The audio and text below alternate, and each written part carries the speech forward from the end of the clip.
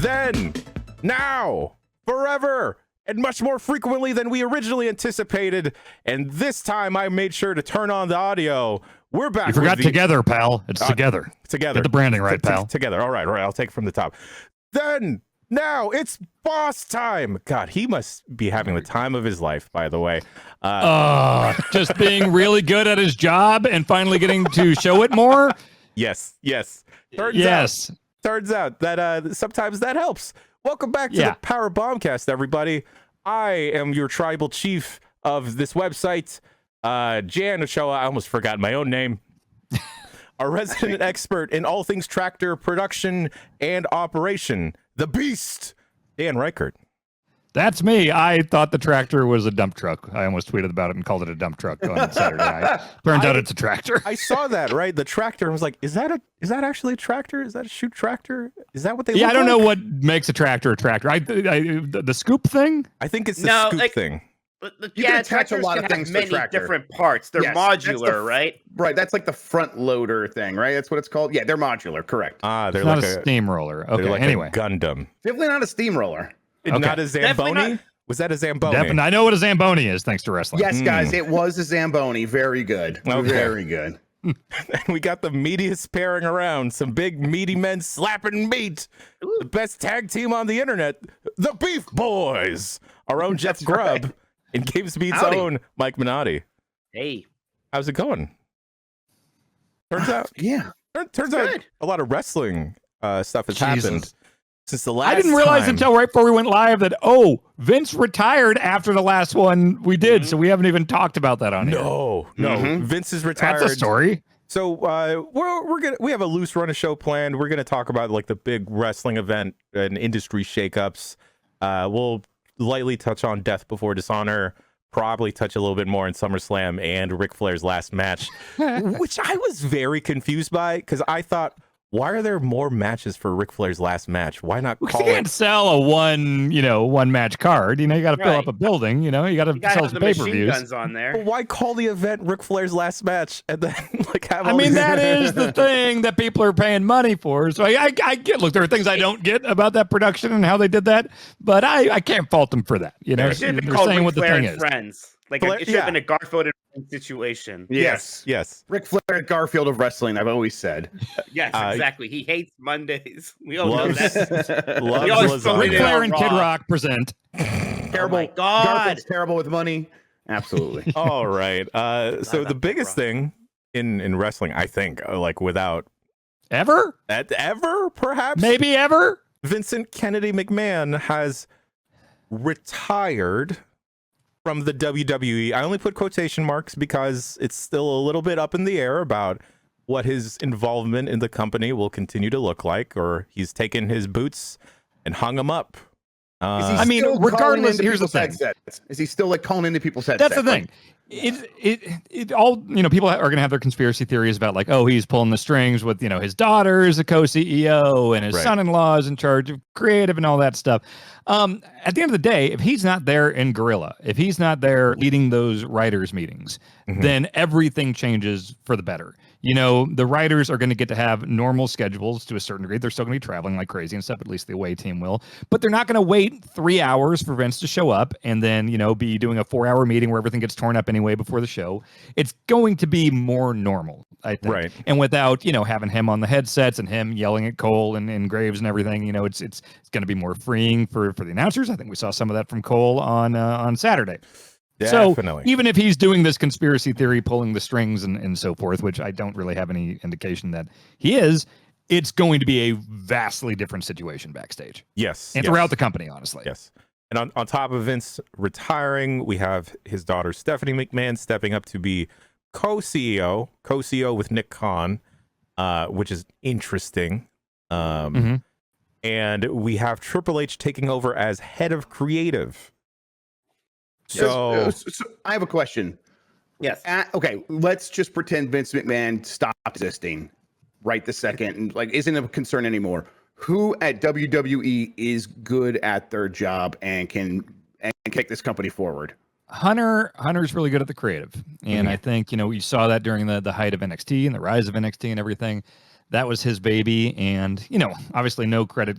Credit doesn't go to any one person, but that really was a Triple H vision, and a lot of the recruiting and characters and creative that went through Hunter. So I think this is honestly the perfect role for Hunter. I think him also being in charge of talent relations is probably going to be a lot on his plate, because running creative is a super duper full-time job anyway. So that's a lot. Here's the problem, though. It's been the same fucking dudes up top for decades at WWE. Some revolving door stuff where, Laurinaitis is out for a couple years and this person's in and out or whatever. But like for the most part, or, Pritchard leaves for a while, comes back.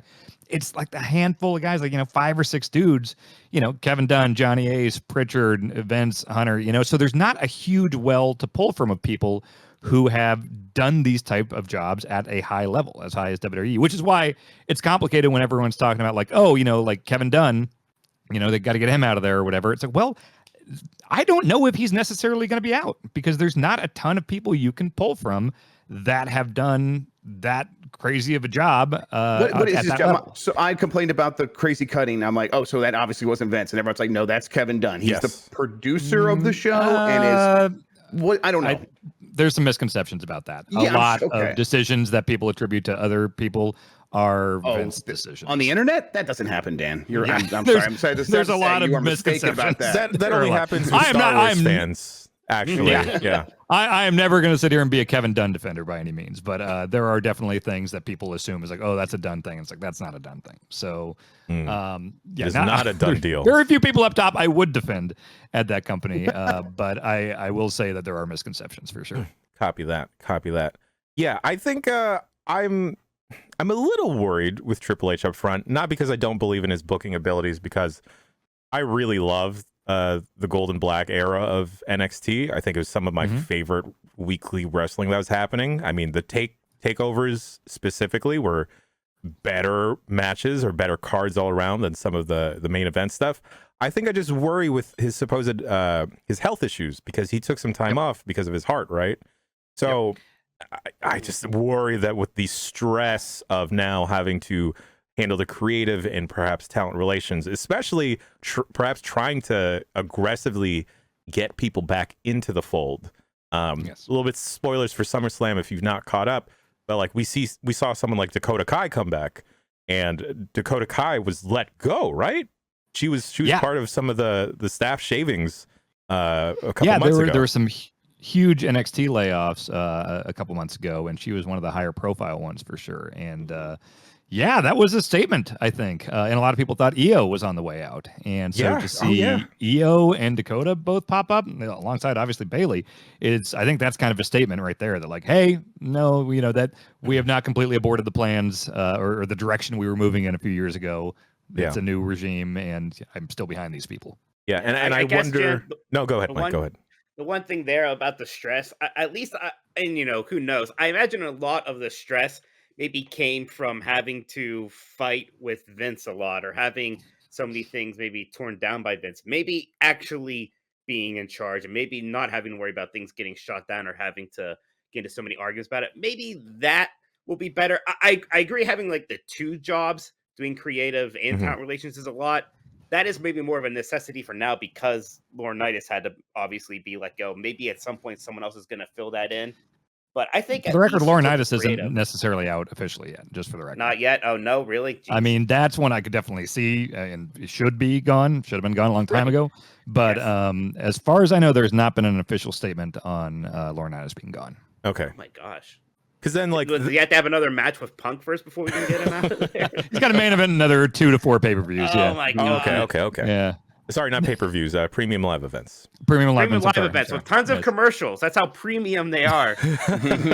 Are you on the $5 tier? Apparently, I don't know. There's a lot of commercials with like Sheamus in it or something. Trying to get you to buy some Snickers.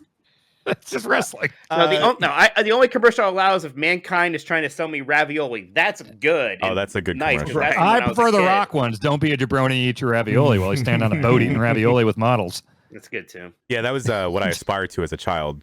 I only bought ravioli just so I could do that. Yeah. I still haven't perfect achieved ravioli it. For all mankind. Oh, yeah. So that's the thing with like Triple H, like these.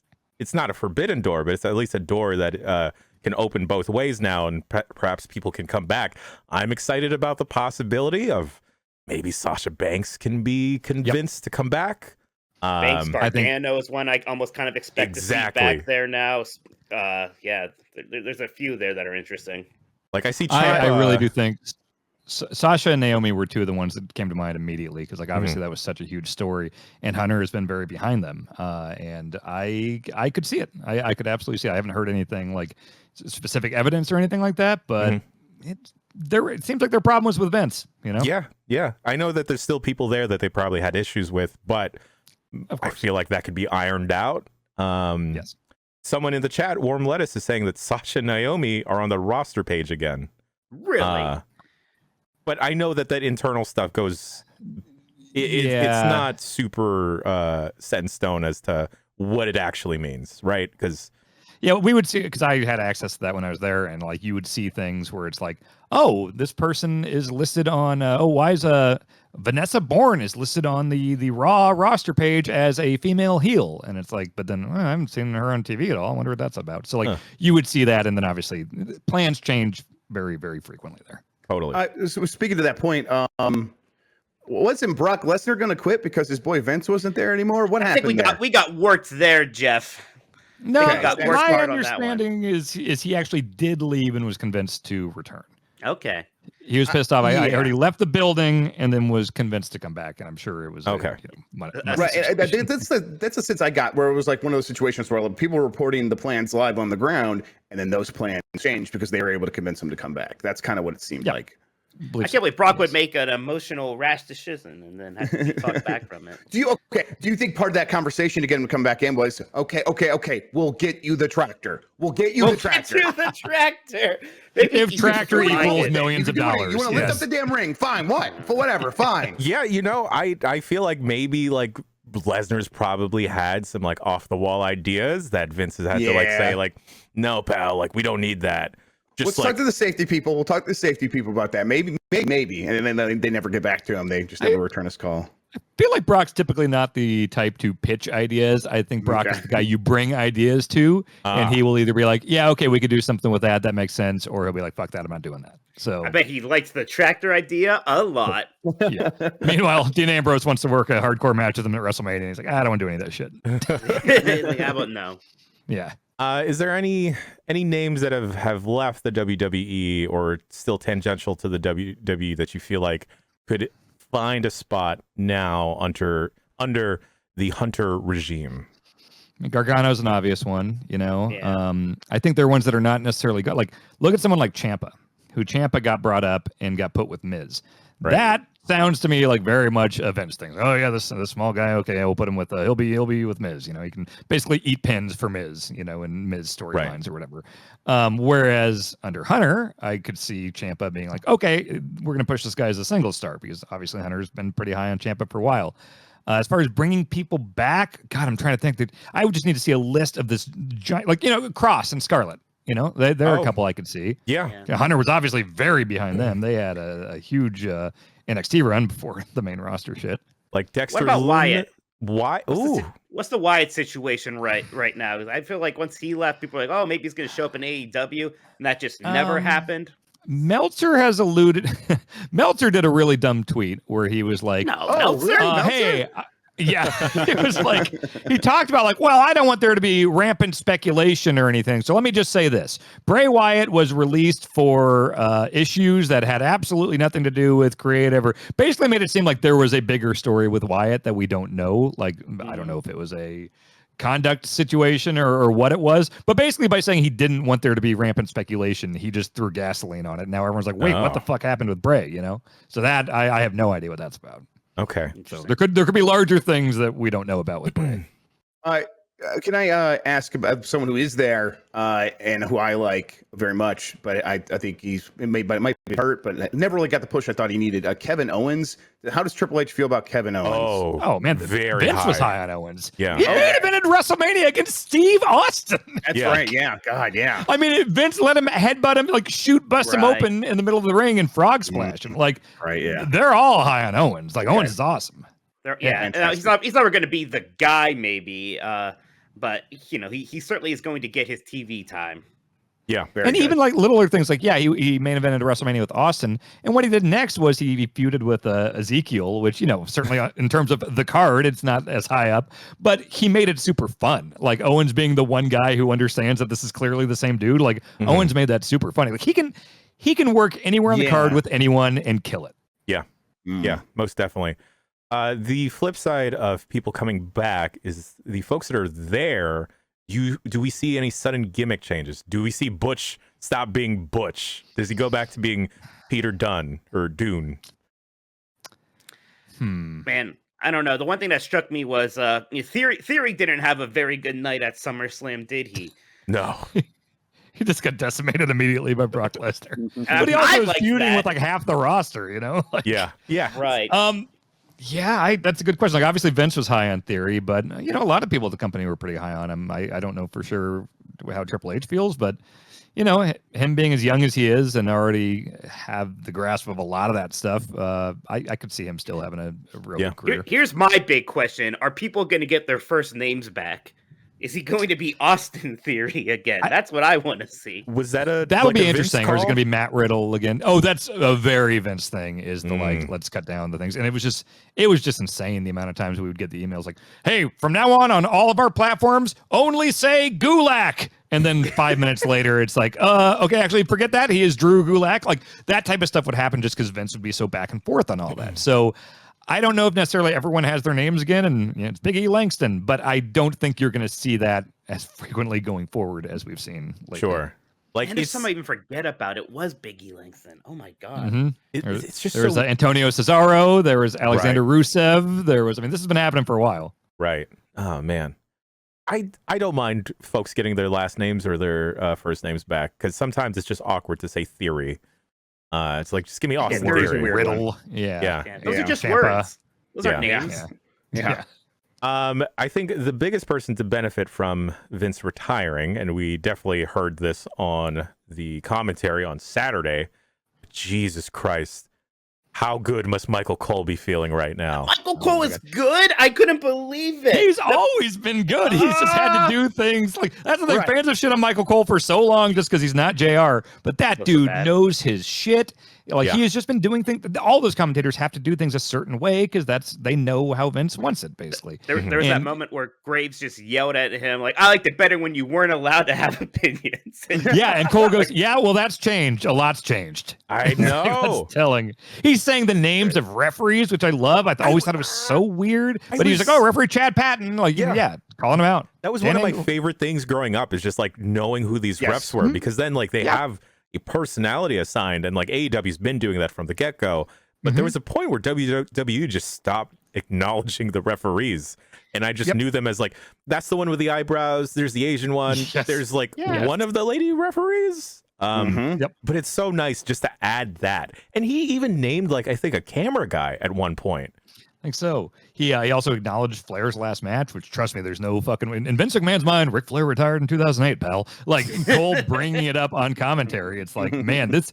I know it's still early, but we're already kind of seeing that. And, like, I'm sure so much of it is built into, like, this is just how we talk, because this is how Vince wants it. But, like, as time goes on and these things are happening and they're not getting chewed out, I think we might get towards a better, more modern presentation. Yeah. Right. I mean, can you just imagine how miserable that job had to be with Vince McMahon? Any job would be terrible with anyone talking in your ear the entire time. Yeah, that would just be a nightmare, let alone Vince McMahon. Like, I remember Foley was brought in like to become like a full-time commentator at one point. He did not last long, and he said like, I couldn't believe the way Vince talked to me. Like, normally there's at least some respect there, and it was just awful. I couldn't handle it. Like, ruined our relationship forever. Well, and it's weird too. Like they bring in some of these guys, like Adnan Virk, if you remember him earlier this year. Very short-lived. Nick Khan buddy, pretty much, and didn't really know wrestling, and very, very short-lived. Jimmy Smith is there now, and he's not like a seasoned, long-time wrestling obsessive or anything, but he's had to learn very quickly. I'm not going to say he's great, but it's been a very, very hard job, and maybe with some looser reins, he could improve in that role, you know? Yeah, totally. I don't immediately, I would love for Mauro Ranallo to come back. I don't immediately see him chomping at the bit to get back in. But, maybe under a less stressful environment without Vince screaming in your ear, That could be really good. I'd rather that. see him at AEW. I think. I mean, I wouldn't want him to replace Excalibur because Excalibur is the best in the business right now. But maybe Ring of Honor or something like that for Moro.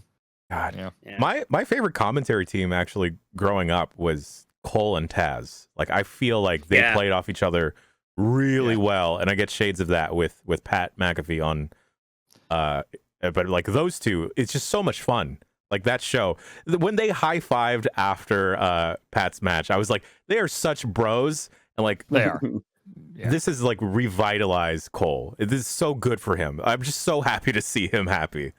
I mean, because he's just been busting his ass for so long and never got the respect, both externally or internally. Well, internally, I mean, he has a very high up role. He is like a executive.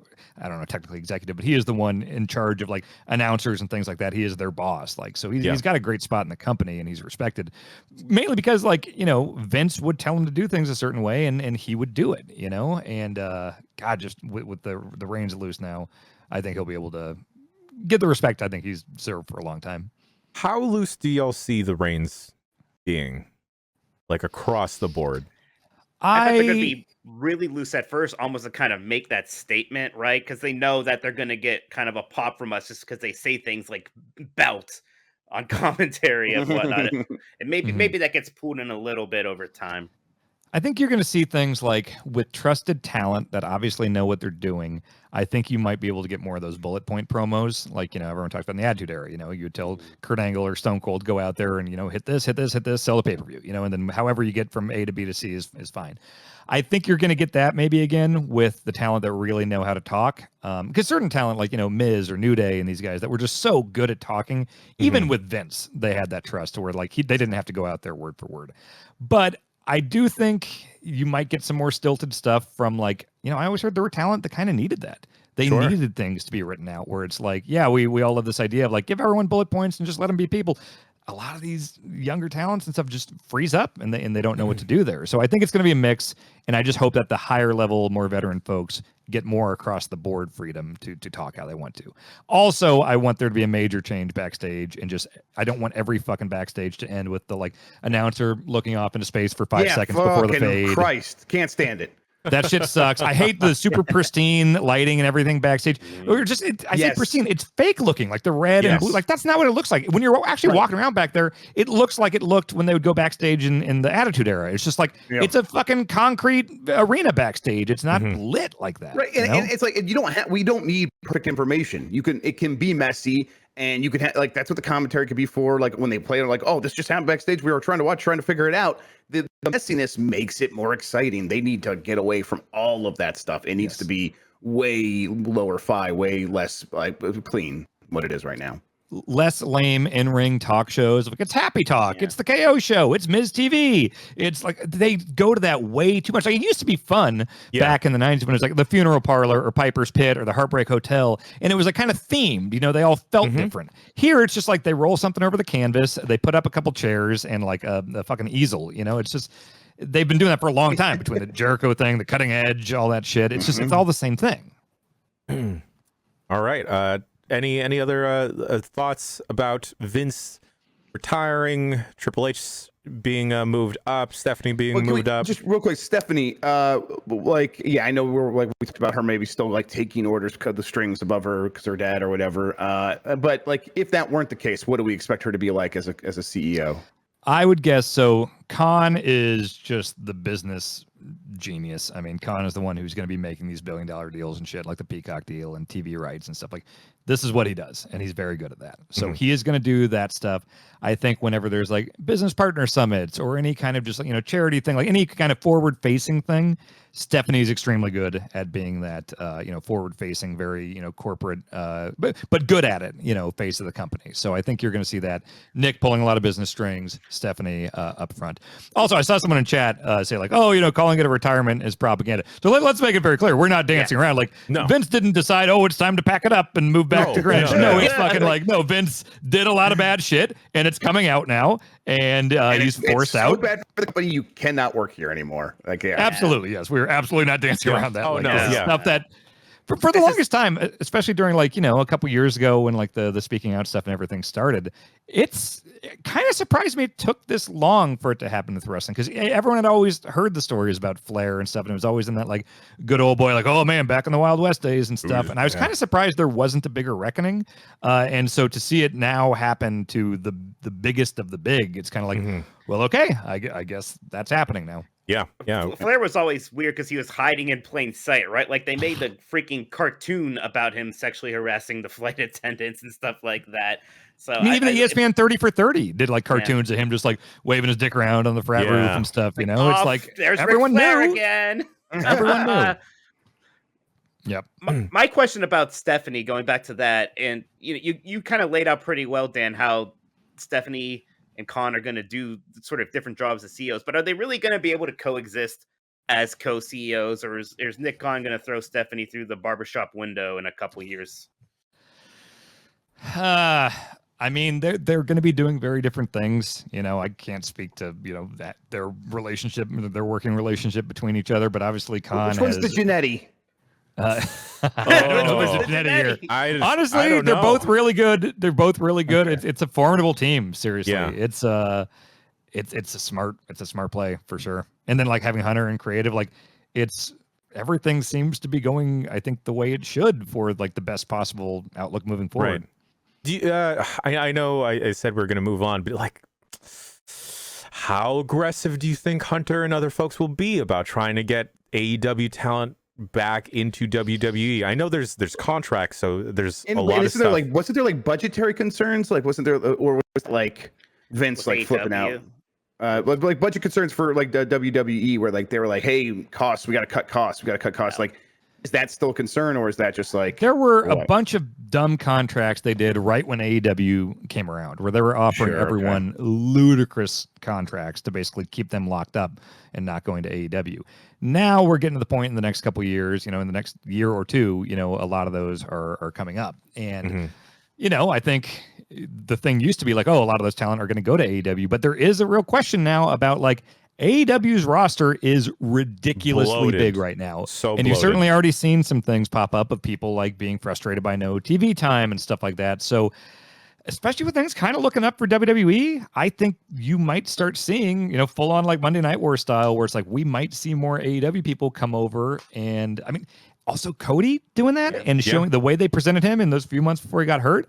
They showed that like, oh, it can be done and it can be a step up creatively, It's although a lot of that's Cody was very involved in his own creative and had a certain way he wanted to be presented, certainly, but it's working better in WWE than it ever worked in AEW. Right. There's people who like now when their AEW contract is over, like a Malachi Black or maybe an Andrade, they might not be as adverse to going back to WWE as they once were. Well, look at a Malachi. That's a great example because, Hunter and others, Heyman, tons of people were very, very high on Malachi or Alistair back then. And they moved him over to AEW. Real hot debut, destroys Cody. And like, he's definitely been part of a lot of cool moments and matches, but ultimately he's part of a mid-card faction and has not even like sniffed the upper, like the main event scene at all. Mm-hmm. So someone like him saying that like, oh shit, Hunter's in charge, who knows what role, Heyman's going to have going forward. But like the current WWE landscape is much friendlier towards Malachi than when he left. I could say the same exact thing for Andrade. Like it was a big deal for him to come over. Hasn't really done much. Kind of got stuck with a whole Hardy faction stuff that went ultimately nowhere. His wife is in WWE. His wife is in WWE, so that seems completely probable. Odd stuff that you want. What is like the pie in the sky goal that you want? Yeah. What's like the biggest star from AEW that could reasonably go to WWE? MJF. There's the MJF thing, which I still don't really quite understand what any of that was about, but whatever it was, even for a while, even during that, I was like, I still can't really see MJF wanting to go to WWE. And now it's like, oh, yeah, sure, he can go to WWE. Because now, like, size isn't that much of an issue because, the whole thing of Vince only preferring, like, big, tall dudes. Now someone like an MJF or Johnny Gargano could, like, succeed on the main roster.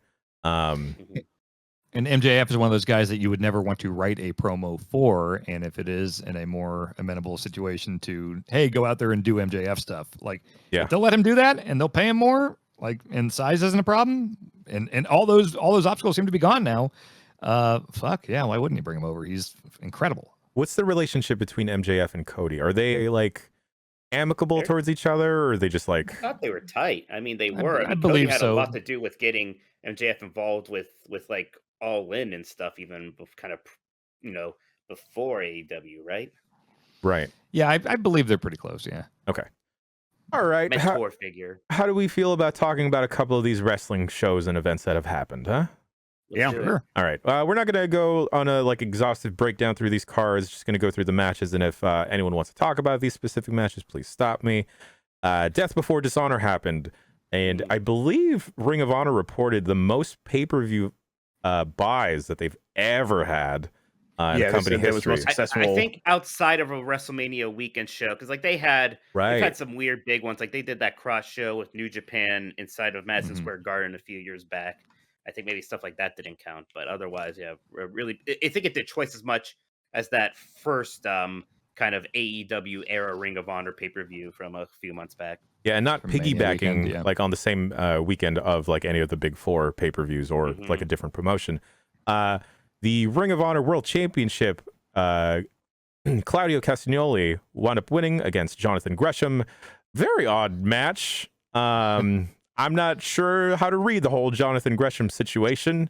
Not a happy boy. Definitely not a happy favorite boy. I think it was Trevor Dame on Twitter that said, let's be clear, being so mad at your boss that you refuse to wear your octopus mask for your wrestling match is objectively funny. Yes. It is. Yes. Him also apparently using his like Pro Wrestling Illustrated ranking and his argument for why he should be pushed better is also pretty funny. Yeah. I mean, I am 100% in like backing up your own self, knowing your own self-worth. Don't work yourself into a shoot, buddy. Really happy for Claudio though. Like, Yes. I know it was a very quick build-up, but like even just seeing the old footage of like that being the thing to always elude him in Ring of Honor, and then just finally getting a world championship on that dude. Like fucking amen. Long overdue, but so glad it finally happened. I mean, God, he's just, as far as like in-ring stuff, there's really not much better in the world. Yeah, strength, the whole package. Honestly, the whole freaking package. I'm gonna go a little bit out of order than how it's listed here. We had the Battle of Brothers, Dragon Lee versus Roosh. It's fun. Yeah, It was fun. I was not super familiar.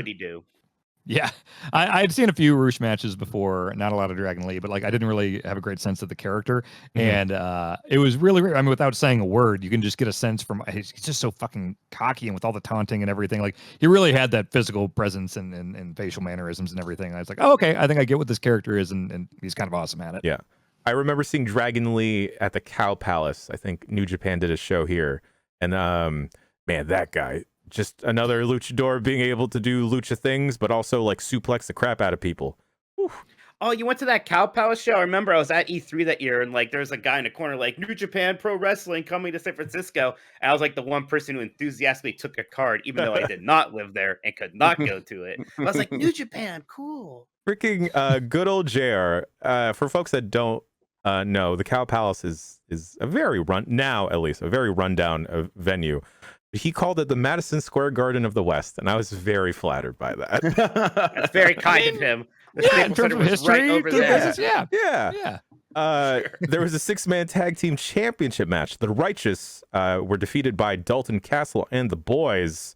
Glad that Dalton Castle is still able to do his thing. I know he has had a lot of back issues, but the spot of him just throwing the Boys repeatedly, love that stuff. Jeff, the Boys have names now, apparently. When did that happen? They're not boy number 1 and boy number 2. Jeff, I don't know how I feel about that. How do you feel about this fancy peacock, man? Did you get the chance to see this? I think I bought this, right? This is a pay-per-view, right? I think I ended up buying it, and I think I only had time. I had this on in the background. The only one I really watched was the Claudio match, which was very good. Yeah. We had the Mercedes-Martinez retaining the ROH Women's Championship against Serena Deeb. Serena Deeb, Jesus Christ, throw all the championships on to her. She's great. She's absolutely great. I'm surprised she didn't win this. Like everywhere else was kind of like there's a lot of AEW people winning, right? Mhm. But this is one case where the Ring of Honor originals, I guess, held true. Yeah, I don't mind her not winning this because I want to see her win something in AEW, and just like dethrone someone. I don't know if I see it with Jade, but like Thunder Rosa, Jade's gonna run this out for a while, I think. Yeah. Yeah. Who does even beat Jade? I know that could be a whole nother thing, but at this point, I have no idea who you would possibly book to do that at this moment. You almost have to bring someone in. Yeah. I mean, if love to see them build up like Tony or something. Yeah, Tony's awesome. Yeah, if Sasha was still a free agent, I could immediately see that. Sure, if you're going to get Sasha Banks, then yeah, you let her beat whoever she wants. But I don't think she's really that interested. Yeah. We had the ROH Pure Championship with Wheeler Yuta retaining against Daniel Garcia. I had no idea about the Pure Championship, and I think I'm super fucking into this. I love it. And the rope breaks and stuff. Oh yeah, rules are good. Rules can be good. Like it just creates like a sense of tension. I fucking loved it. Also, these two, the future of this good. fucking dude, industry. and Garcia just being super salty about like just hating the rules and like just flipping off the Ring of Honor logo and just being fuck this. I'm a sports entertainer, despite being like such a pure wrestler. Yeah. You know. Also, I got so much higher on Garcia just after this week in general. He had a very good Yes, I liked his other matches. Yes, He's awesome. because Daniel Garcia has now in AEW has a win over Daniel Bryan. Daniel Bryan's first match back. Even with slight shenanigans there, that is still a pretty big upset. Yeah, in the main event. Yeah. Oh yeah, like that is like a sign of like, okay, we trust you. We're good with you. And everyone that's ever worked with him is just like, holy shit, how is this kid so good at this age? Yeah. How old are either of those two? Are they like late 20s maybe? I think they're both old enough to where I'm going to get mad when I Google it. Yeah. Maybe late 20s. I'm hoping. I think almost I don't want him like to be like 22. Garcia is 23. Wow. Jesus. Oh, 23? boy. Yes. He was born in 1998. He was born the year Metal Gear Solid came out. Oh, no. My God. Don't do that. Oh, Wheeler Yuta's 25. 25? Yep. I thought at least 28. Man, I feel old. They're so young. Like they get to have like 5 more years to even think about being in their prime. Jesus.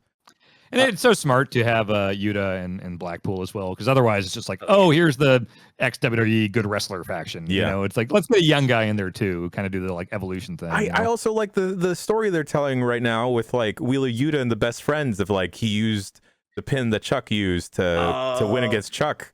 And then just like, yeah. And also just Regal on commentary with Orange Cassidy, just the whole time Regal just talking about like, this is why your character works. I'm terrified of you. He's so good at that, about every little move and just thinking about it and explaining it in a way that makes it feel real. Like he's amazing. Everyone over. Yeah, that's him doing that, right? I love that. He does that every match, a couple times per match. He can overdo it, but I'm like, oh man, he's right. Yeah, when Claudio does the uppercut thing, it hits you in the sternum. That would be bad. Yeah, he's right. Yeah, absolutely. And like the justification of Wheeler Yuta being able to kick out of those 2 pile drivers is because he tilted his head ever so slightly. I was like, we're working on that. I wouldn't have caught that. Combat Club Dojo. I love that. Like, yes, they actually train and learn things. It's good. Yeah. And then we had the Samoa Joe retaining the ROH Television Championship against Jay Lethal. I always love Joe.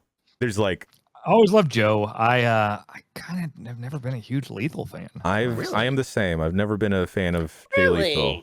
And like I watched a lot of Impact back in the day when he was like super hot on that. And then, you know, that's the thing. I don't have that context, like, because I haven't seen his like early Ring of Honor stuff and the Impact stuff outside of the obvious, like the Black Machismo stuff and the woo offs and stuff like that. I just seen him here and there at random like Ring of Honor shows I would go to, and it's like I just don't know what. I think it's when he talks and stuff. I just don't believe him. You know, I just feel like it's a guy playing a wrestler. You know, I know what you mean. I mean, he literally does sound like all those like '80s wrestlers like put together doing a promo. Yeah, Warm Lettuce in chat says Jay Lethal is kind of a creator wrestler.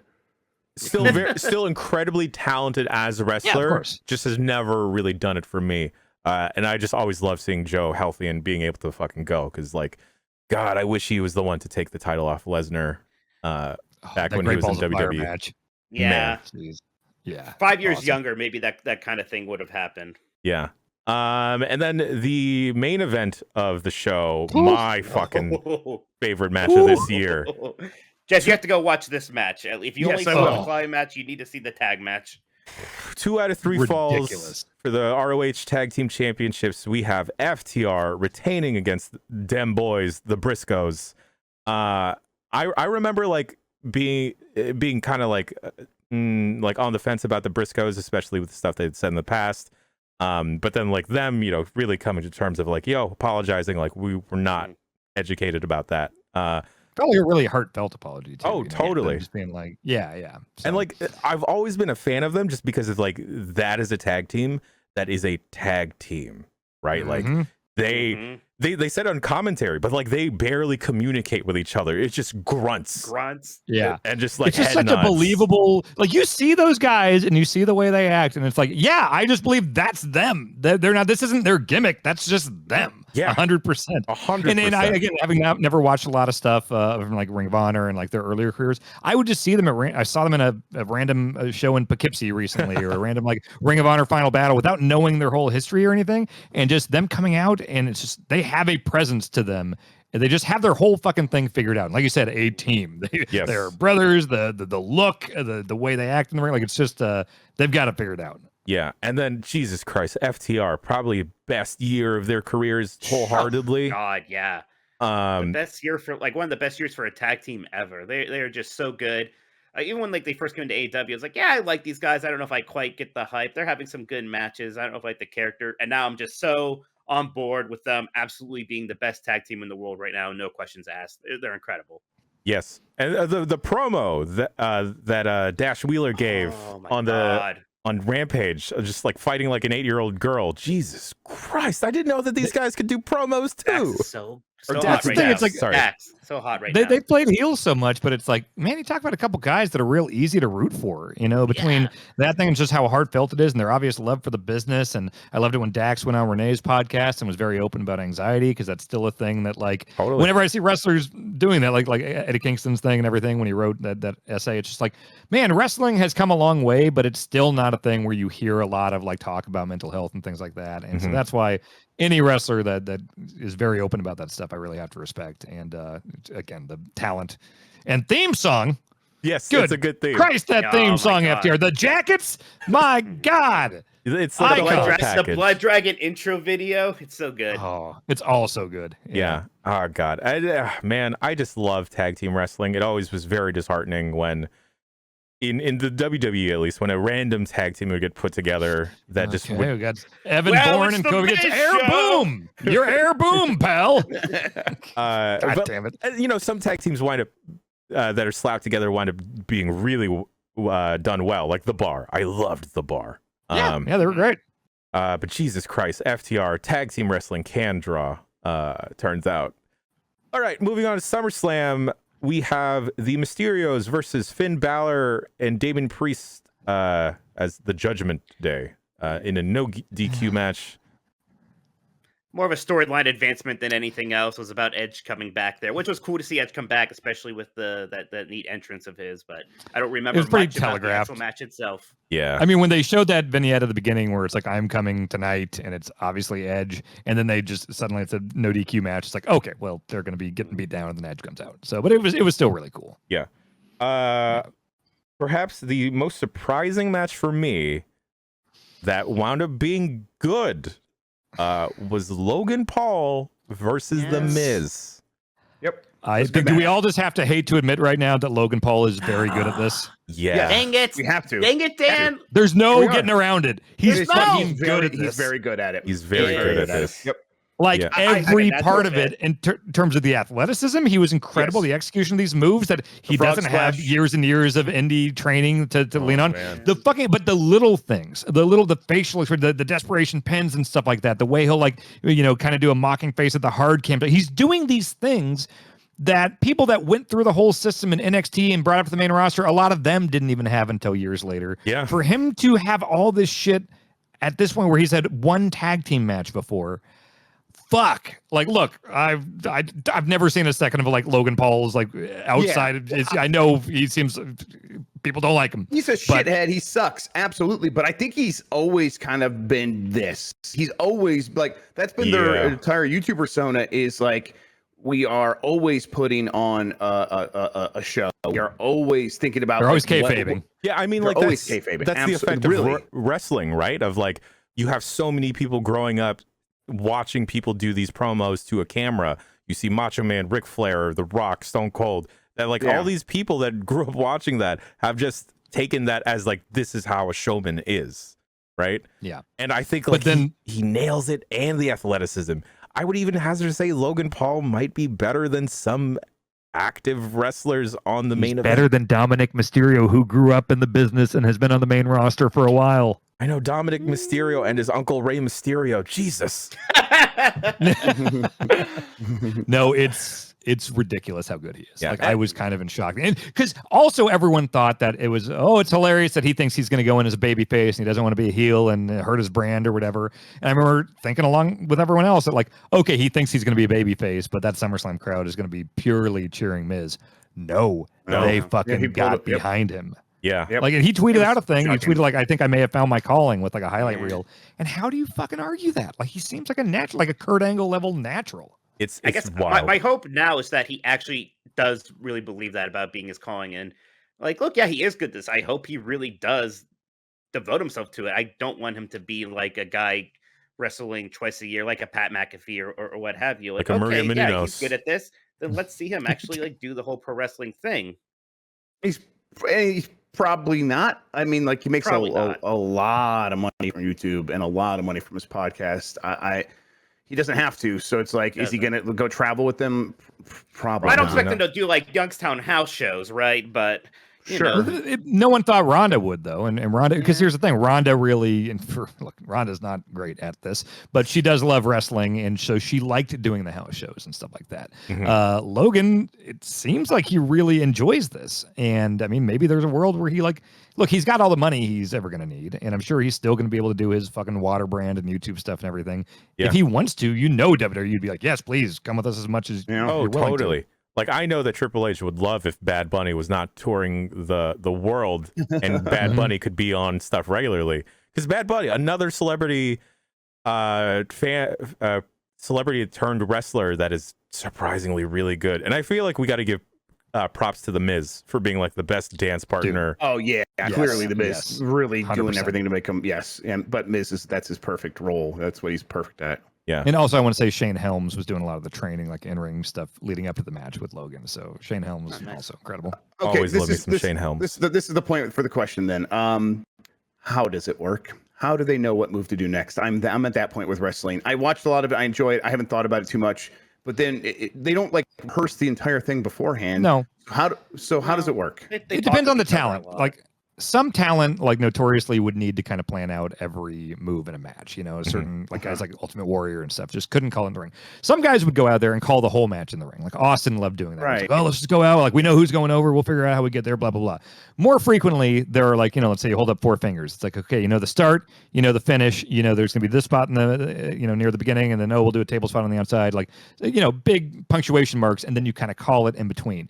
And typically there is a formula for like, okay, here's the part of the beginning where the babyface gets the shine, so the babyface is hitting all their stuff. This is great. But then there's the heat segment where okay, now the heel is just going to be like getting a lot of heat on the babyface and beating him down and stuff. But then the babyface makes a big comeback at the end. So there are hope spots and stuff. There are formulas and things like that. Hogan would famously say he had an A match, a B match, a C match, and you basically decide which one of those you want to do every night. So, but then there's like little things. If you don't plan everything out, there are little things where it's like, let's say, you're getting Irish whipped. Let's say I'm Irish whipping you, but right before I pull you, I give you a couple little boom, boom on the wrist there and whip you. That means, hey, reverse me. Things like that. So there's all sorts of little like Carney code type stuff going on there where it's like, okay, we don't even have to say anything.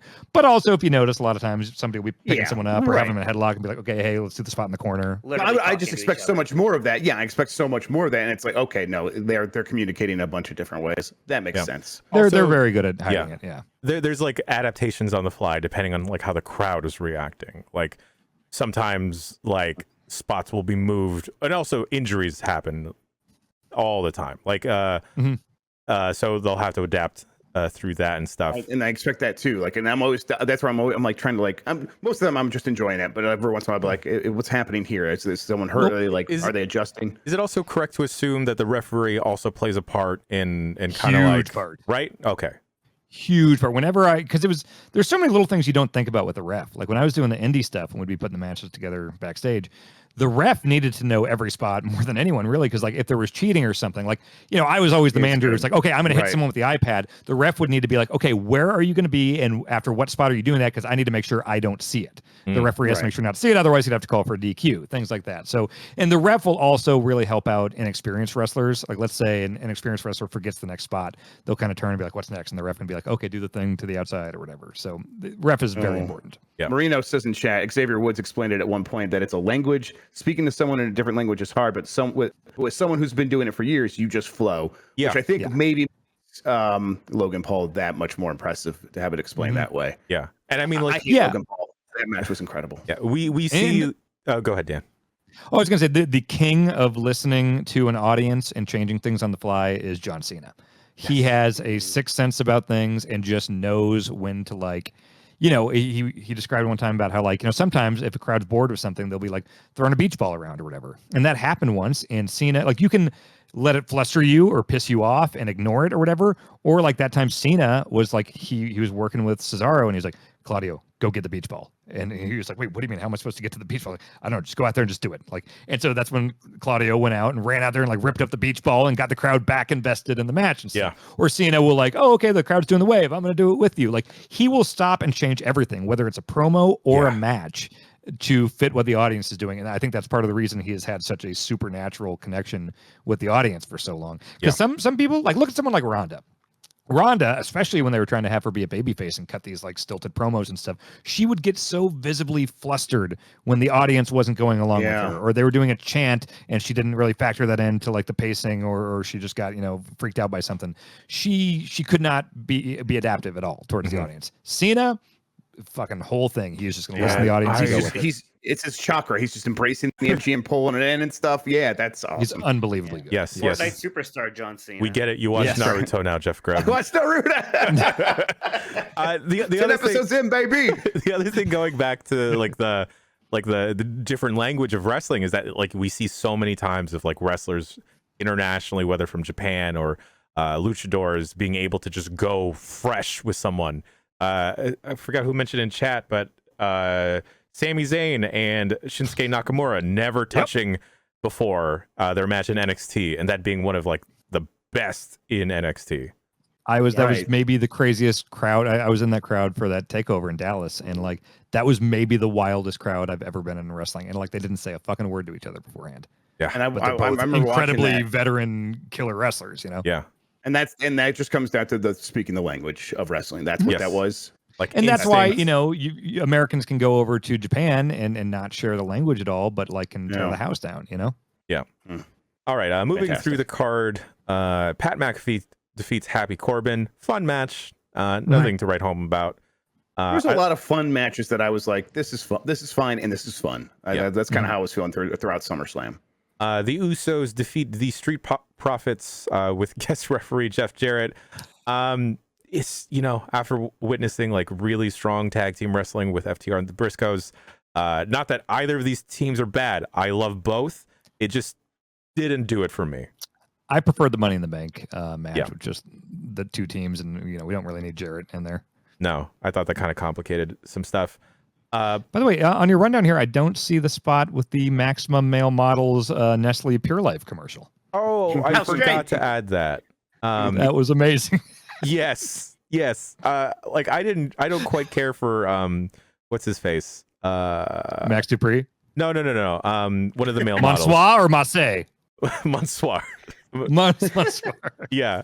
But like I love that Max, or God, I want to say LA Knight, found his Max Dupree, Eli Drake, whatever his fucking names, managed to be put back into this stable after unceremoniously being kicked out for no reason.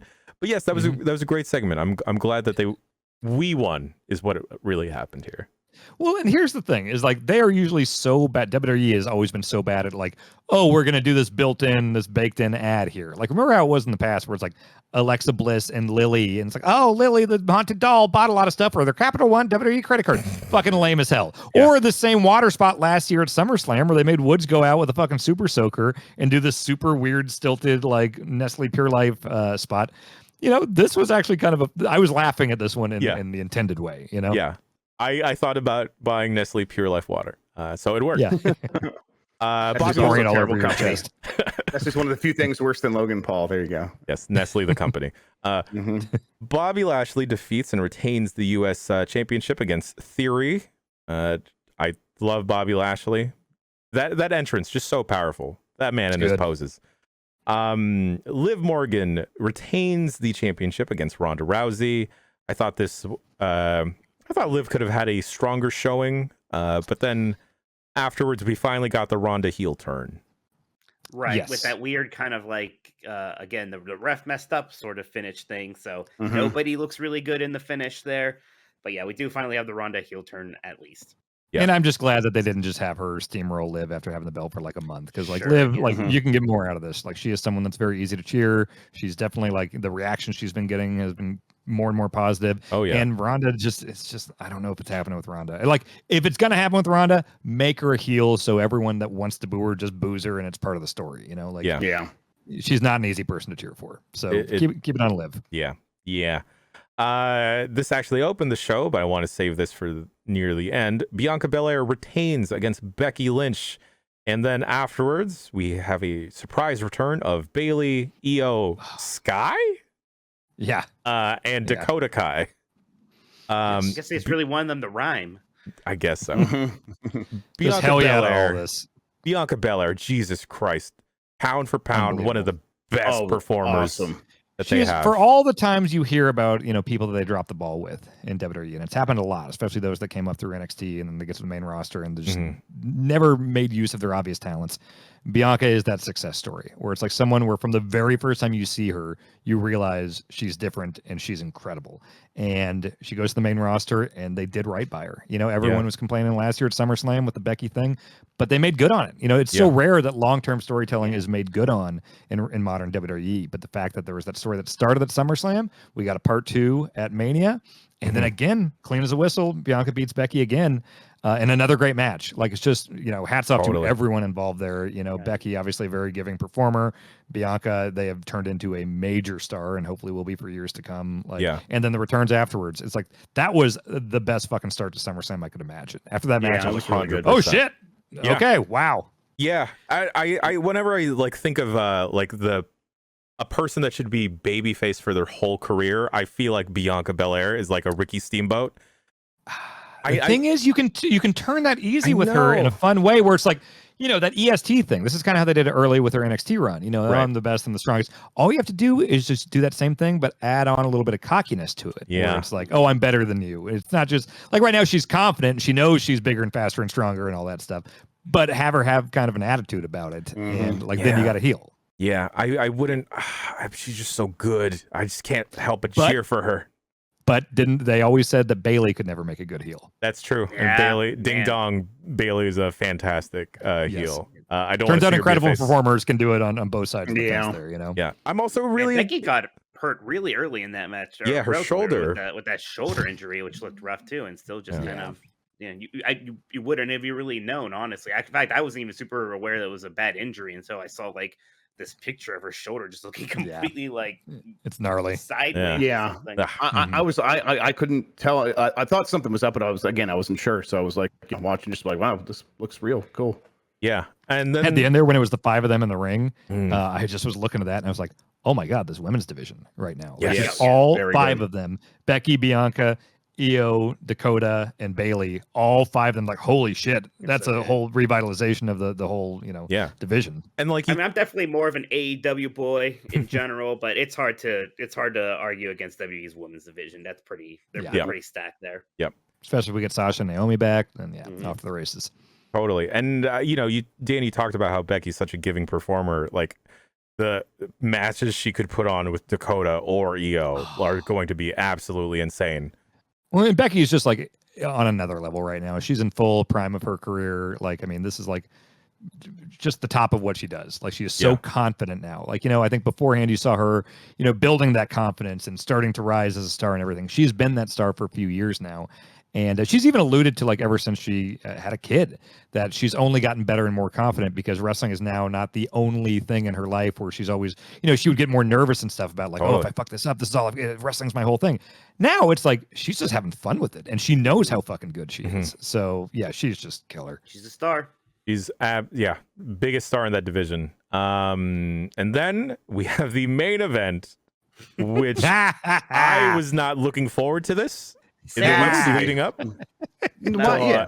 I made jokes. I made the same jokes as everyone else. Like, oh, we're doing it for the 50th time. Cool. And then, no, this is actually kind of fun. Yeah, this is the right context for those two guys. The thing is, they've had so many matches, and at times it's surprised you. Like the WrestleMania 31 was way more fun than I think people expected. Yeah. But more often than not, it's like super anticlimactic, or like this year at Mania, it's like for the biggest WrestleMania match of all time, it's just kind of this wet fart, and nobody was super into it. But with those two guys, you want to see monster trucks crashing into each other. Yes. And that's never been more literal than Saturday. Event, Yeah. For folks that are like lapsed WWE fans and don't watch the product anymore, if you're gonna watch any match from SummerSlam, please watch the Bianca and Becky match and this one, because holy smokes, did this under promise and over deliver? Over deliver. Like, dude, everything about this was really fucking fantastic. From like the spots, the run-ins. Paul Heyman got F5 through a table and laid motionless for so long, just a corpse in shoes, just like laying down. So they had to move him off the table so they could put the table on Brock. Greg Miller, arch nemesis, Paul Heyman, so good right now. And then they just bury Brock Lesnar. But we didn't even mention that, like, Brock Lesnar drove to the ring in a tractor. And then he walks ended 10 the feet ring down the thing, and he's like, "Wait a second, I think I just saw a tractor." And then it goes back to get in it. It's so good. Well, they've tried to kind of redo that Austin stuff so many times. They've tried to redo the whole Austin character and fighting the boss stuff a million times, and it only really worked with Austin. This was the time where I was like, okay, this feels like an Austin moment of like, oh, he's going to come fuck up the ring with the fucking tractor. Right. Well, at first it's like, oh, are they going to use the tractor during the match? And he uses it just to like kind of pick Reigns up and dump in the ring. I was like, oh, well, that was okay. I guess that's all we're doing. But then no, he lifts up the ring with it. I'm like, hell yeah! Lopez press off of the fucking tractor. Oh my god! I don't know if you all saw that video, but like after Brock did his promo, he throws the mic, and then Roman, just cool guy that he is, just like effortlessly catches it. One hand catches and then winks at Brock. Like I saw a cut that you saw Roman's face too, and he winks at him right after. Like, oh, he knows that was fucking cool. And like the thing is about this match specifically is like I really loved how they turned Roman around, but then I thought like Roman was getting incredibly stale. But this just turned me back around. It was like, all right, I'll recognize you, Tribal Chief. No, you are really cool. You are a big deal. I'm sorry for doubting you. But we are back in that thing now to where it's like, okay, he's now destroyed everyone. So what is the logical end to this? And I think everyone looks at WrestleMania. Well, that's the thing. Is it WrestleMania with The Rock? Is it WrestleMania with Cody? Are they trying to go absolutely nuts with this and go full on like Bruno, like have him have this belt for years? And that does make the main event scene stale if he's just continuing to run through guys. And like, it's like when he was like wrestling like Cesaro and stuff earlier. It's like, look, we all want to see Cesaro get the world title, but no one realistically thinks they're going to end this, like at the time, 500 whatever day title reign with Cesaro, a guy the company never really got behind. So it's like, who is a believable person to take it off of him? If it's not Brock, it's got to be fucking Cody maybe, or Rock. Yeah. Honestly, those are the only two that I can see. Like, I like Drew, but I don't see him taking it at the PLE in Europe. No way. And even if it is Rock, even if they get Rock for Mania, what does that do for anyone for him to be the one to take it off? Because Rock's not going to be around. No, it doesn't make sense. Unless so they maybe really have him then you just have somebody kind of beat The Rock at like the next show, or maybe you get to wait till SummerSlam and just have the belt be on Raw, which is kind of awkward. I think the way I would do it is have him fantasy book. I would fantasy book. They've come this far with it, like let's keep going. Let's make this really mean something. Let's not hotshot this deal. Cody's whole deal was getting the belt that his dad never got. He just came back this year, got hurt pretty quick. We don't need to. We can drag this out a little bit. Totally. So give Roman another year of dominance. Have him destroy everyone. Have him beat Rock at WrestleMania 39. Yeah. Then WrestleMania 40, Cody wins the Rumble. A couple months before, Cody wins against Roman. Can I add think one that's more exactly thing right. to this to even make it sweeter and juicier? Bring back the big gold. Oh, I missed the big gold. Mm-hmm. I hope it's at WrestleMania 40 because I might actually go to that one. That's in Philly. That's not super far away. I can actually make that work. Might go to that too. I was thinking about the There we LA one. Jesus Christ. Oh, man. LA would be the first one I haven't gone to. So I went to all the 30s except for the first pandemic one at the Performance Center, obviously. And I don't know if I'm going to LA. My only one has been 23, which was in Detroit, because again, they're not very often in this kind of north. The Battle of the Billionaires? Midwest. Yes, I was at Battle of the Billionaires. That whole pay-per-view just keeps getting weirder as time goes by. All the shit that happened on there. Like, yeah, Vince was there and his whole thing. A lot of the people on that show, kind of, weird things happened. That was Benoit's last WrestleMania. Yeah. Umaga. Weird all around. Umanga. Manga was there. He was great. God. Awesome. All right, and that was SummerSlam, and it was surprisingly really fun. They did it. I'm gonna tune into Raw tonight. I'm gonna sit there. Was it fun because Vince was gone?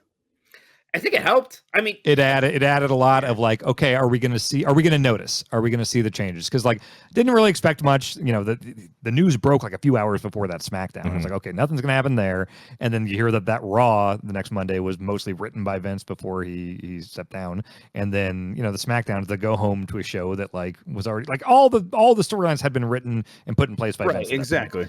And so even SummerSlam to a certain point, you're kind of, you can only work with what's already been put in place. I think tonight is the first time that like, okay, the slate's clean now. We get to decide what the next feuds are, what the next pay-per-view is. But I think SummerSlam was an incredible taste of like just the stuff like Io and Dakota and Bailey and a lot of those matches and the announcers. Like we started getting tastes of this new era, and it was good. Yeah, I'm excited to see what the trickle-down effect is going to look like, too, throughout and across the product. Like, what does NXT 2.0 go back to, like, black and gold, or do they just let them continue doing with what they're doing? Because it's okay. It's like, I was hesitant on it at first, but some of those people are really winning me over. I just wish Braun Breaker was recognized as a Steiner. Yeah. Yes. Rex Steiner was such a good name. Yeah. Yes, absolutely. And the night of, they change it. It makes more sense for them to do it this way than like, it's not going to go back to like, when they were trying to compete with AEW and doing that like super high work rate, indie guy, veteran type thing. I think, it makes a lot more sense for this to be more like it was in like the mid 2010s, where it was like a lot of younger, truly developmental talent finding their characters and getting used to wrestling in front of live crowds and things like that. And like, honestly, there's a place for that, and I don't necessarily watch every week, but there's a ton of talent down there, and they're going to keep bringing in new people, especially with Hunter, recruiting again. So I think they're on the right track with that. Definitely. Nameless 2000 presents an idea. NXT 2.0 was all a dream Wendy Chu had. I'd be all for that. The Roseanne season. Yes. And then I gotta pee. I'll be right back. Okie dokie. I didn't watch this event. Mike Minotti, did you? Ric Flair's last match. I didn't watch it. You did not watch it. Okay. I believe I didn't Dan, know if Look, I was one of the people who was worried that Ric Flair was just going to die. I didn't want to see it on camera. I would read about it, but how do you watch this one? Was this one just like on Fight TV or something? correct. Pay-per-view of some kind. Yeah. Okay. God. I felt the same exact way, Mike. I just didn't want to watch it, but I was still morbidly curious. So I'm like, all right, I'll tune in afterwards to read about it. Did anything happen? Okay. And then just his way of like flitting around of like, I shouldn't be doing this because I'm gonna die. And then I was thinking as a fan of like, yeah, you could die. Also, it just seems like the worst way to go out when you have that Shawn Michaels match that had happened. Right. That iconic spot. And just go out like that. But that's the thing. I know he's wrestled since then. He was in Impact. He's had other things, all these things. That's still kind of always the last match to me, really. I was kind of done with Ric Flair after that. I sort of disassociated with them, right? Like all of my reverence and kind of build up with that character. That was the logical endpoint to me. and everything since then has been, I don't know if sham is the word. Maybe that's a bit harsh, but at least sham adjacent. Yeah, definitely sham adjacent. It'd always be clothing and chat reminded me of when Ric Flair pretended to have a heart attack. It was a spot where he pretended to have a heart attack, and I was sure it was real. That was like I knew everything. Like wrestling, I knew everything was, work, whatever. I knew everything was fake. And then I was that happened. I'm like, well, that was real though. He's an old man. He just had a heart attack. I was like going online trying to like see if any news sites were reporting it. I'm like, no one's reporting it. And eventually, the next day, I figured out, okay, yeah, no, that was just a work too. All right, fair enough. There were several points I was like, wait, is he actually like? He seems to really be struggling. Like when he was on the apron for a while, kind of mid-match, he just seemed to be just heaving, And then the thing that cracked me up was at one point, Andrade. It's the first ever hot tag I've ever seen attempted on a old, bleeding, seemingly dying man who's laying on the apron. That is not how you set up a hot tag. And he didn't seem like he was selling. He seemed like he was like, oh God. And at the end, when he's like, I don't remember half of it, I think he was just fucking gone that whole match. Jesus.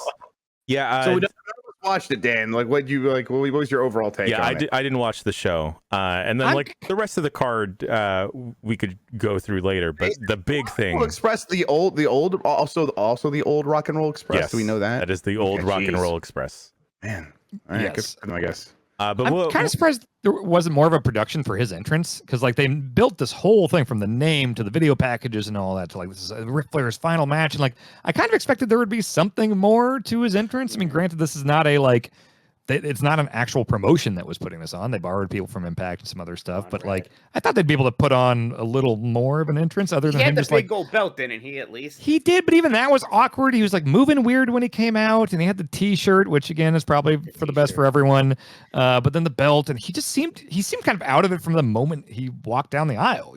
I worry that he might have been very nervous and he might have been hitting the sauce. I was about to say nervous. I don't think he was nervous. I think he was something else at that point. That is a very safe assumption for any Ric Flair appearance ever. Right, yeah. right. But the people that I saw some people online being like, "Oh, I think Rick's been drinking again." It's like, no, Rick has been he has not even been trying to hide it since like I think there was maybe a week or so after that surgery and near death thing, where he's doing those interviews like, "I'll never drink again. I can never have another drink." And it's like, dude, and then he's just on Instagram just like slamming beers on boats and stuff and. Yeah, the whole pandemic just taking pictures like me and Hogan at the bar, and it's like, okay, great, all right. Yeah. Well, yeah. He even said in interviews this weekend, like around the roast and everything, he's like, "Oh, I can't be myself if I'm not getting drunk every night. I have to get drunk every single night." It's like, man, there's a lot of reasons to expect this to be a pretty sad match, but it was actually kind of sadder than I expected. He was less mobile and lucid than I think I might have expected. I'm not expecting him to go out there and do. How much was he actually in it? How much was really just like Andrade versus Jay Lethal? It was a lot of people working around him. He was like tagged in the legal man for more than I expected. I thought it was going to be like Andrade doing like 80% of the legal man stuff. Right. There's a lot of stuff where it's like Flair's in there and he's just standing in the middle of the ring and just staring at people, and then like Jarrett and Lethal like arguing like, no, you get in there. No, okay, I'll tag you. What do you think? Okay, let's huddle. Let's have a game plan on how we beat down this 73-year-old man. Like, it's just lots of people are like, oh, Jarrett's gonna act like he's leaving. I'm walking to the back. There's just lots of smoke and mirrors to distract from the fact that like, look, Flair's not going to be moving much here. Yeah. There was one really rough spot where Flair was on the ground, seemed to be dying, and there was supposed to be a brass knuckles spot where fucking Conrad throws brass knuckles to Andrade. No. And Andrade went to go like hand the knuckles to Flair, who was on the ground, and Flair's just unresponsive. It's like Andrade's trying to like grab Flair's hand and put the knuckles on, and they're just like sliding off. And so Andrade having to like lift up Flair, and it's taking forever. And like Flair's hand is shaking, and Andrade's trying to get the knuckles on there, and it just went on really long and got progressively more concerning. And then the most fucking Flair thing ever was just Mr. Starfucker here, him doing his rambling speech at the end. And then his family's right there in the front of her. He's literally standing next to his family. He's like, "Oh, I know everyone talks about I've been married 5 times, but hey, my kids are there and one wife is there. But hey, if there wasn't enough pressure on me already tonight, who comes up to me backstage right before the match? But fucking Kid Rock comes up to me. I feel all this pressure now. But and then he ends by saying, everything you hear about me is true. I don't remember half that match. well, fuck it, I'm going to go downtown and get fucked up with Kid Rock tonight. Like, he doesn't mention any of his family by name. He says one wife, and then just brings up Kid Rock several times and is like, now I'm going to leave and go get drunk with Kid Rock. He could have alluded to his late son, dedicating his matcher's career, congratulating his daughter on marrying his tag partner. He should have just announced Ric Flair's last match too, coming in 3 months. Yeah. Does this lead to Ric Flair's last match again? Dude needs money. It's disappointing he actually didn't die in the ring, so he's just going to keep doing it until it happens. When he's like, oh, how many people get to do this twice in their lives and have it better the second time? It's like, what? You fucking wrestled Shawn Michaels at WrestleMania and had like the biggest fucking send-off ever the next night on Raw. Like, you bleeding and getting ready to get drunk with Kid Rock after barely moving for 40 minutes? Like, this is not better. One of the messed up signs that I remember seeing on the internet from that match was Ric Flair's entrance, and then someone's holding a sign that says "Dead Man Walking." Yes. Which also, seeing Taker there in the front row, Taker, Foley, and Bret Hart all there in the front row. What a Taker just sitting there thinking like, man, maybe I did get out at the right time. Yeah. Jesus Christ. Well, I hope that we don't get Ric Flair's last match again. Gents, any favorite matches or last thoughts from these wrestling shows or the developments in the industry that we've seen before we FTR versus the Briscoes is the best match since the last time we did this show. Pretty easily for me, one of the best matches I've seen probably ever. Yeah. I'm comfortable with that, and like the main event of SummerSlam literally being something I've never seen before. Big, with low expectations, that really was actually a very good time. I enjoyed that much more than I thought I was going to. Yeah, and I'm always going to try to be. Oh, good. Oh yeah. I saw Sean Ross Sapp said that said it's supposed to be a statement show from what he's been hearing. I'm going to try to always be like totally honest about my thoughts on WWE, even though I had a personally negative employment experience there and that I've talked about. But like, look, when I like something, I say I like it, and SummerSlam made me excited about the future of WWE in a way I have not felt in literally years at this point. And going back to before I worked there, I mean, those last few years before I worked there, look, it wasn't great either. That was the era of them coming out and saying, like, we hear you and we know it's bad, but we blame Baron Corbin and it's going to be better starting now. And then nothing changed, So it's like, it has been really creative doldrums, for a while. So it is nice to be pretty excited about stuff because there's a lot of fucking people in front of and behind the camera there that I want to root for, but it made it hard to root. Corbin, to be clear, of course. Yeah. Oh, Corbin, I like Corbin. But joking. He has nice watches.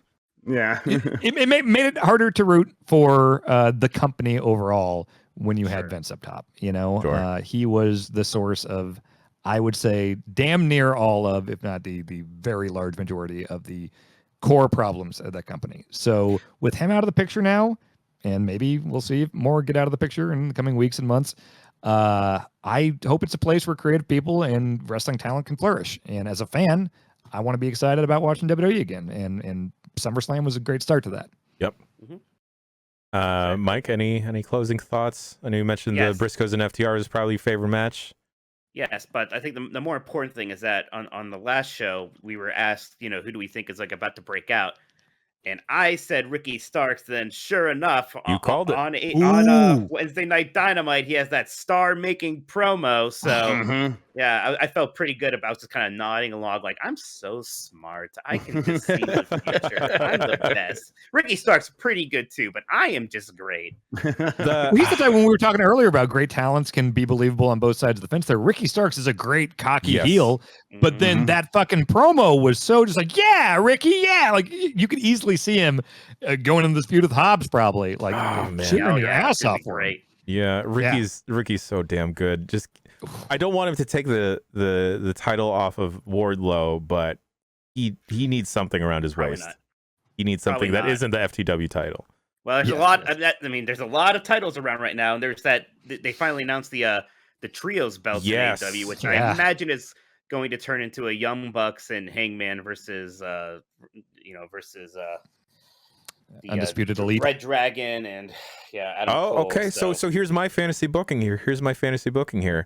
we see the Bucks and we see Adam Page running into each other backstage of like, oh, hey, awkwardness. Maybe Adam Page, Hangman wants to enter this with the Bucks, and then he's ready to go, only to be turned down by the Bucks. And then it's Kenny. And then, Hangman's got to go to his old buddies, the Dark Order. He teams up with Reynolds and Silver, meets them at the end, still can't do it. And then Kenny and the Bucks take the trios title. They could. That ain't bad. That's who has to get it. There's they a have lot you to could get do it. here. Maybe the best friends just squeak through actually and win the thing. Because I want to see Death Trent Triangle, win House of Black. There's a lot of great trios you could put in there. Yeah. Yeah. Gosh, and I could totally see it playing out almost exactly like that. Though That was was very good. that was a very good Dynamite in general. Actually, on Wednesday. Yeah, I watched that. That was very good. Jeff Grubb, any closing thoughts about wrestling? You liking it so far? Being back in? I am enjoying it. It is. I have it on the TV, and my wife's like, "What are you doing?" I'm working. This is work now. And so that's nice. That's fun. And I'm enjoying it. It does seem like it's getting very fun in a lot of different ways. AEW continues to be what it has been, but WWE kind of like raising the bar so far and sort of like showing promise is keeping me sort of like, okay, I'm going to keep one eye over here on this and see what happens. So I'll be watching Raw tonight. I want to see what's going to happen next. Like, that's the big thing. It's just like, if it feels like anything could happen, and I hope they just deliver in some small ways and some big ways regularly for the next few weeks and going into next year and stuff like that. So yeah. Lovely. It's just nice to be a wrestling fan. It's a good time. It's very satisfying. I absolutely love it. I can't wait to watch more wrestling. I fucking hate it. I'm trying to do so many other things, and there's so much wrestling. The G1 is happening. The G1 is happening right now, and I'm not caught up. I need to be caught up. All right, folks. Again, no loose promises as to when the next time the Power Bombcast will return. We're taking when Vince comes back. Oh God. I kind of want to hear from Jeff after we take him to his first live wrestling show at the end of the month. Yeah, so when is that? That's later this month. 24th of this month. So yeah, so maybe early next month. Maybe going to Dynamite? Yeah. Yep. Yes. Yep. Is that Quake by the Lake, or are they coming in your neck of the woods? They're coming Cleveland. We're going to the one in Cleveland. So yeah, it's they're doing Cleveland. Lake, okay. No. Yeah. Okay. Yes, they are doing Cleveland. It'd be a big Wardlow something, I imagine, that night. Yeah. Is Wardlow an Ohio boy? I think he is. Cleveland boy. Yeah. I'm glad that since it's not WWE under Vince, you don't have to assume that like, oh, Wardlow is going to be in his hometown, so he's going to have to like wear a diaper and poop his pants or something. Yeah, exactly. It just looked good. I fucking hate it. Actually, in the first show I went to in Cleveland was like their 5th show or something. I happened to be sitting behind Wardlow's mom, and he was like really new at the time. It was so sweet. She had like a big sign for him and everything, real cute. All right. Well, again, no loose promises. Maybe we'll check in with Jeff after he attends his first wrestling show. That actually sounds really exciting. I need AEW to come out here to the West Coast more often. God damn it. Well, they're going to Canada, which is like, if they keep going that direction, they'll never get to you. But still, hey, they have their one LA show. They'll get there. They'll get there. They're gonna go to like Europe sooner than they're gonna go to San Francisco, and it pains me inside. All right. Well, thank you, Dan. Thank you, Mike. Thank you, Jeff. Thank you, me. Thank you, the people at home. Don't stay tuned after this. We're gonna go talk about video games tomorrow. The Giant Bombcast. Mike Minotti, where can folks find you? I'm going to be down at Lowe's buying a tractor. No, you can find me at gamesbeat.com. And I'm on Twitch and Twitter at TollCoatToe. And then Jeff and I have Last of the Nintendogs coming up tomorrow on Tuesday. So keep an eye out for that. Keep an eye for that. There we go. Jeff Grubb and his Game Boy opinions. Game Boy opinions. Incorrect. He does not speak for giantbomb.com. I mean, with that specific opinion, it's a new 3DS. Just a new 3DS. Nope, it's a completely different situation. It's a great time to be a wrestling fan. Thanks, everybody. Goodbye. Pretend like the music's playing.